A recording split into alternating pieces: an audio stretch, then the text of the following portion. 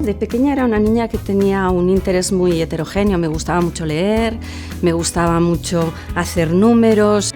Yo en principio estudié la Ingeniería Técnica Industrial en Química. Soy de las primeras tituladas universitarias en informática de Cataluña y de España. Yo quería ser matemática, o sea, era la mejor de matemáticas de GB. A mí me pareció al final que en lo que podría rendir mejor y me podría complementar mejor era la ingeniería informática.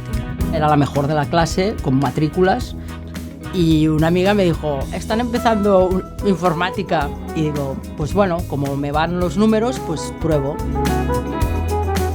Sí que tuve la sensación, cuando yo tomaba la decisión, de que mis compañeras se decidían por otro tipo de carreras diferentes. Estudiaban pues lo típico, ¿no? Abogadas, mucho periodismo también, psicología. En el primer año éramos 13 mujeres entre 400. Pues llegamos a hacer una carrera allá en el instituto, estudiar el bachillerato. Podríamos decir que 6.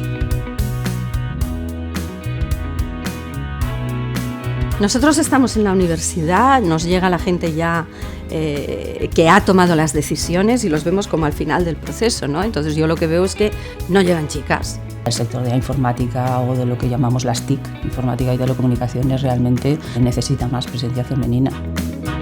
Intento inspirar tanto a chicas jóvenes como másters cuando acaban las carreras para temas tecnológicos o temas de informática, y la propia mujer lo ve muy aburrido. Entonces lo que se tiene que intentar es que lo vean atractivo.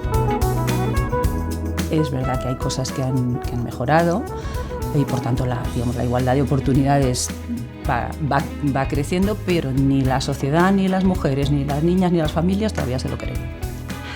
Yo creo que pesa mucho la inercia cultural. A ver, es que depende también de tu entorno si te apoyan, ¿no? O sea, yo, por ejemplo, a mí me apoyaron por mucho que yo la rara de mis 5 hermanas. Mi padre me apoyó mucho, me compró el primer ordenador. Claro, esto viene desde casa.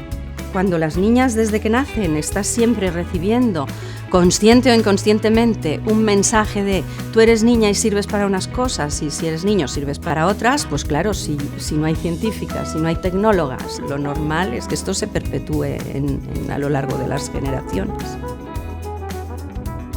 Nuestras madres y nuestras abuelas que todavía vivían, bueno, tenían clarísimo lo que debíamos hacer nosotras. Concretamente, querían que las niñas estudiasen como símbolo de libertad, ¿no? En estos momentos, las acciones, un poco de sensibilización, de decir todo el mundo puede hacer de todo, las estamos haciendo en primaria.